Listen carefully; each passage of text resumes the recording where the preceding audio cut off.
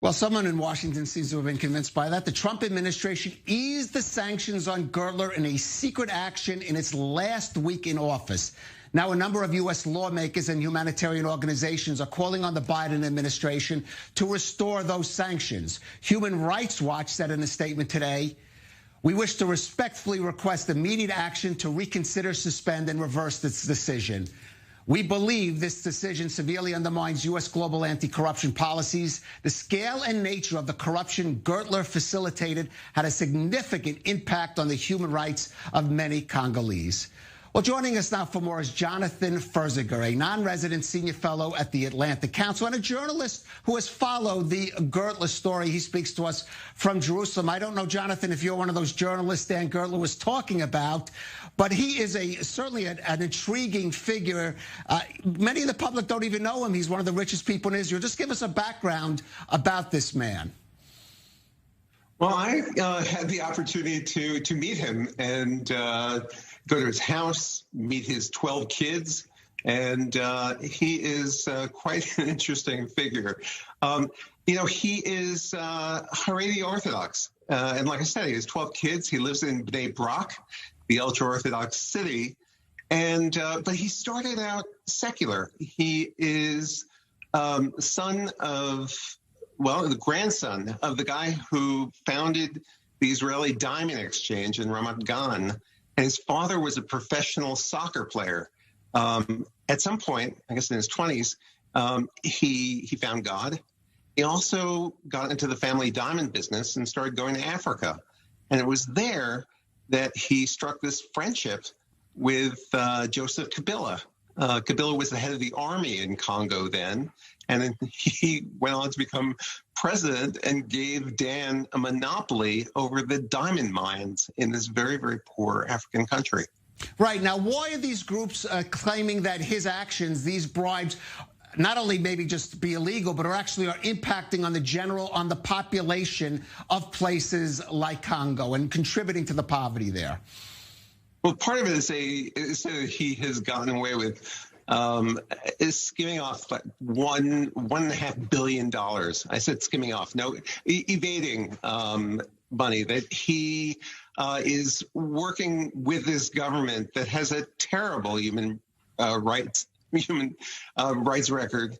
And they are sanctioned, have been sanctioned for years by the U.S. government and by European governments.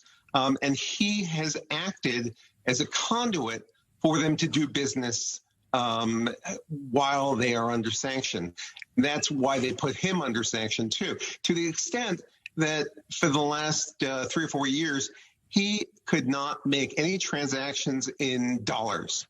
All the banks, all his bank accounts in the U.S. were frozen, and he has like 30 corporate entities. Right. Now, we should note that some of these sanctions that were put on him by the Treasury Department were done under the Trump administration. So why do you think, as we said at the beginning, in this last week in office, somebody in the administration, in the White House, moved to ease those sanctions and to do it in a quiet way? Well, I think that it took a while for the Trump administration to catch up, or for Gertler's lobbyists and lawyers to catch up with the Trump administration, because he hired people like Alan Dershowitz.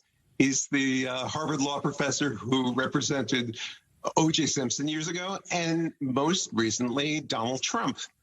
Also the former director of the FBI. So this is a campaign that he has been waging for some time, and it was in the last couple of days of the Trump administration when traditionally things happen that Trump, for whatever reason, gave him the ease the sanctions. I think he's been given a year in which he can operate in the U.S. Right. Now, as I mentioned, there are groups, Human Rights Watch, we cited, Oxfam, another that has called publicly for the Biden administration to put those sanctions back into place. But we also see some senior Democratic lawmakers, senators, also joining that. So how likely do you think it is that, in fact, there will be a reversal by the Biden administration by this decision that the Trump White House made just before it left office? I don't know. I think there's a pretty good chance that they would like to do it, and there's certainly more of an emphasis, reversals in the human rights agenda of the U.S.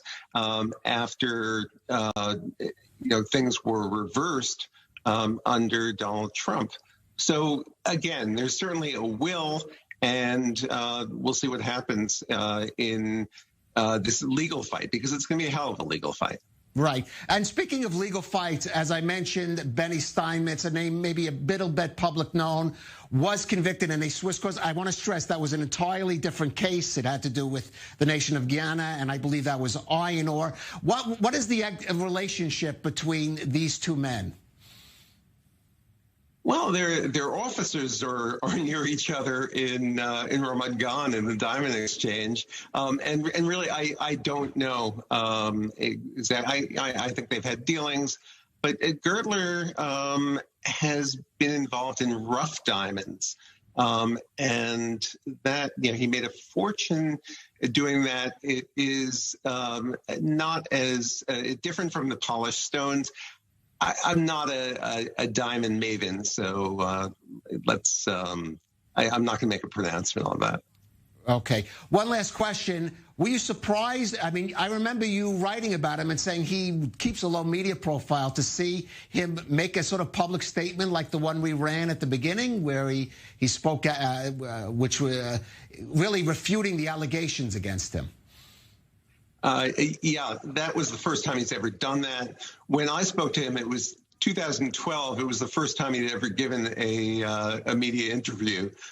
So this is rare, and it means that he's pretty desperate. He is doing everything he can to polish his image and try to get out of trouble. All right, polish his image. Jonathan Furziger, thank you for joining us on I-24 News.